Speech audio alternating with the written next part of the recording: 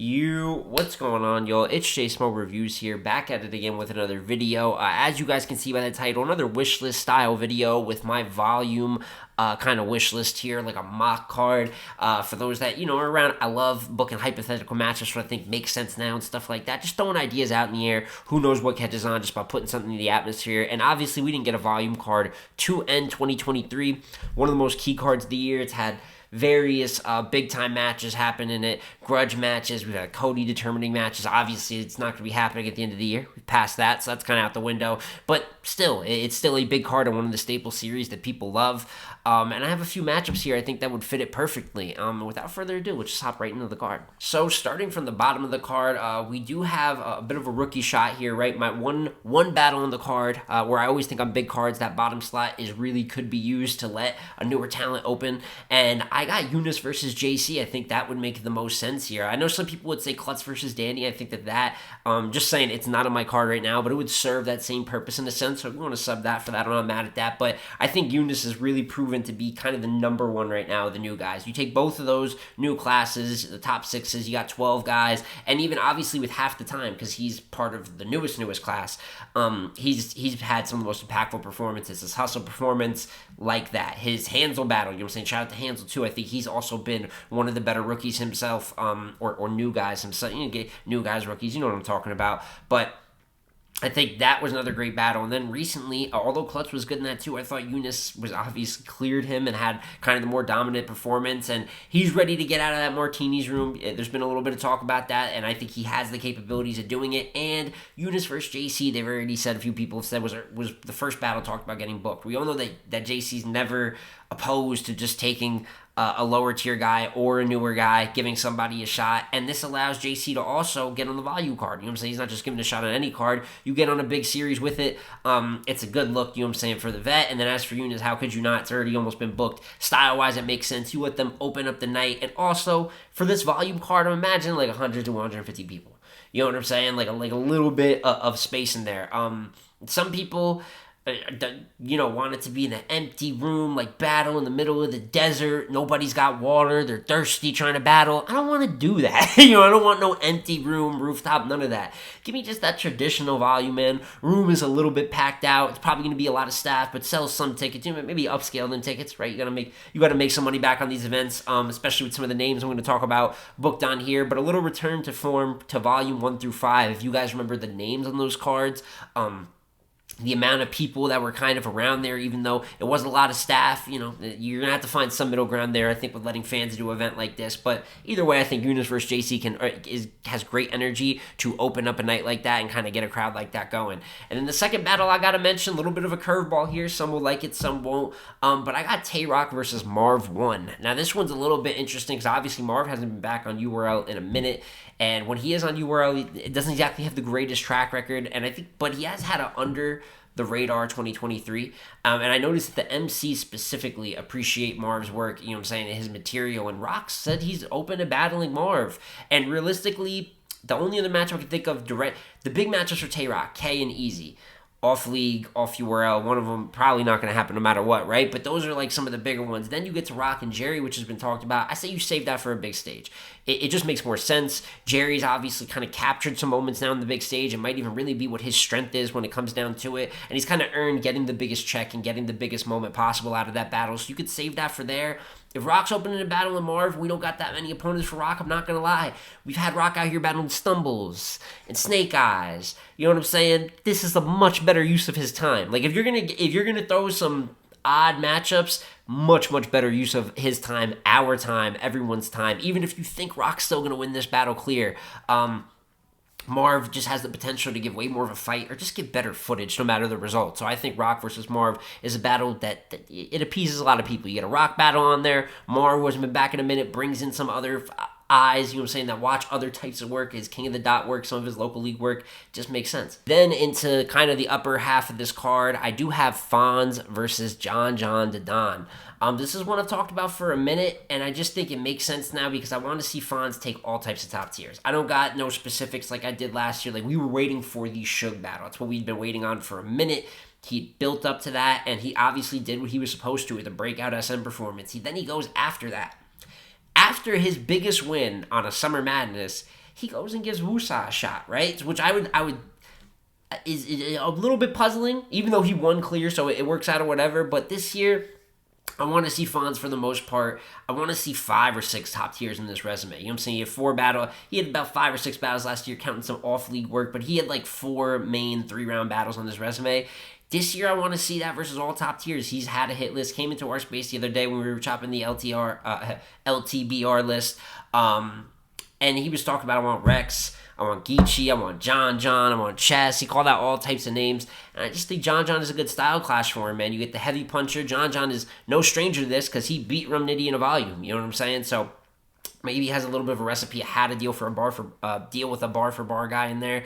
App also had him beating Red. You guys are on crack. You're smoking dust because he did not beat O-Red, but it just goes to show that people appreciate his style when pitted up amongst other pens and writers. So for me, it just makes sense. You fill out the top tier kind of slot, another top tier opponent for Fonz to keep building his resume. And as for John, you get him on another mainstay card. He never seems to miss too many of those, and versus a formidable opponent. And then the next battle, a little bit similar to that, but there's some higher excitement for this one, is Real Sick versus Chess. Real Sick is another one. Talked about both of these guys, Fonz and Sick, in my wish list video for 2024. It's time to use them like the stars that they can really be. And I think Sick versus Chess, how is that not fire? We just saw what Chess did with Rex in a volume-esque setting, right?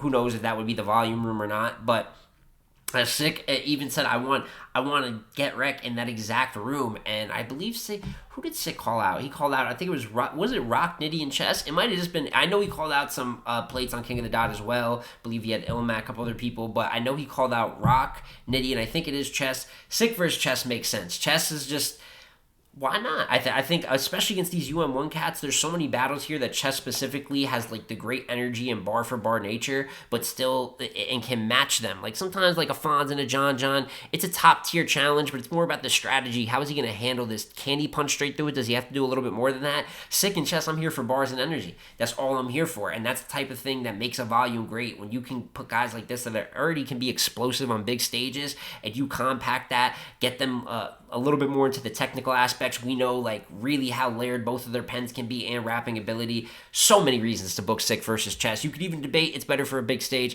but for me, you got to kind of put some star power on the undercard of a volume 2, and that's the perfect way to do it. And then the second to last battle, before we talk about the main event, which really should be obvious, is Geechee versus T-Rex. This is more on just who is Geechee not battled. Rex is one of them, and Rex has been looking good in smaller environments. Thought he did good versus Chess. Would have died on that stage. Wouldn't have been living, but it happened in the small room, he's living. So that a very good result. I personally got Rex winning that battle. You know what I'm saying? And then you even go back to Big K and Rex. I personally had Big K beating him pretty clear. A little more people in that room, but more pit style. You know what I'm saying? The way that they were kind of surrounded, which is what you would want a volume to be.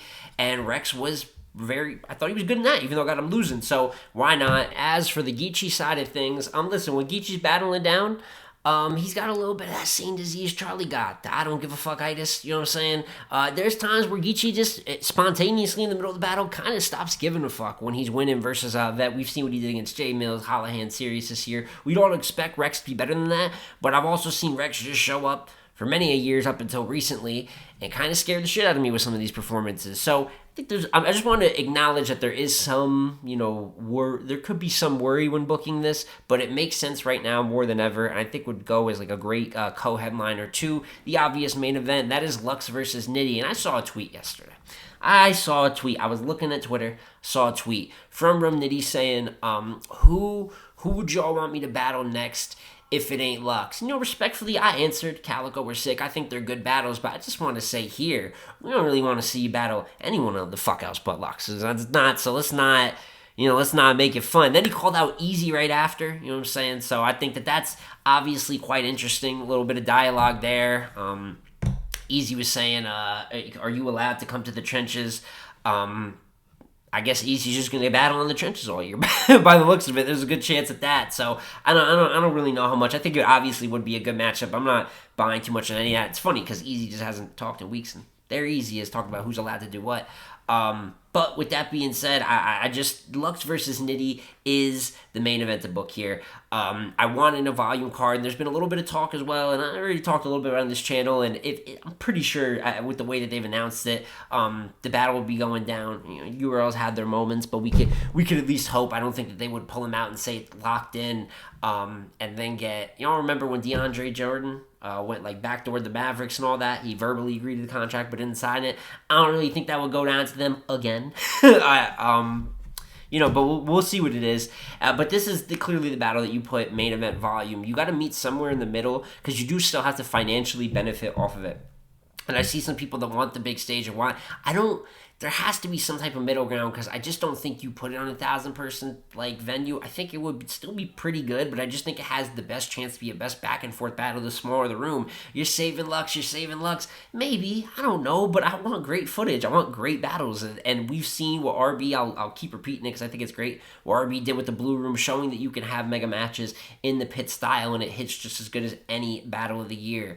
Averb, A Ward, Ill Will versus Hitman. Things of that nature. Which is Ill Will versus Hitman could be argued is way better for the big stage, than Lux versus Nitty. But look at how great it is when you brought it down in a smaller room. So I'm just going to, at any time I can, say Lux versus Nitty, main event volume. Lux versus Nitty, main event volume. You got to let a couple more people in there. You got to let 200 people in there and kind of crowd the building out. That's cool, but still give me a pit-style battle with these two. And I think overall that's just a good card. You got some worthwhile name-stay main events with Lux versus Nitty main event, co-main event with Geechee versus T-Rex. Most people will turn around and say Sick versus Chess is still going to be the best.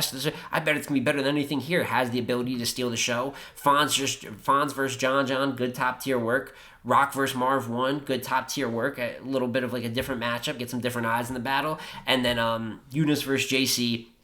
You want to build up young talent. They showed that all last year. They'll probably even put 2 young talents, if I had to guess, on a volume card. But Unice versus JC is just a good battle that still allows people to buy in the writer versus writer portion. You get your JC fans. And Unice gets to be put on a big card, which he's earned. A lot of people are saying he might be Rookie of the Year for 2023. I believe he is. And now you put him on a card here, kind of reward that. But that is my wish list here for volume. Would love to hear what you guys think. Battles that I talked about. Battles that I missed. Hear your thoughts in the comments down below. But it's been J Smo Reviews again, y'all. Like, comment, subscribe. I'm going to catch you on the next one, man.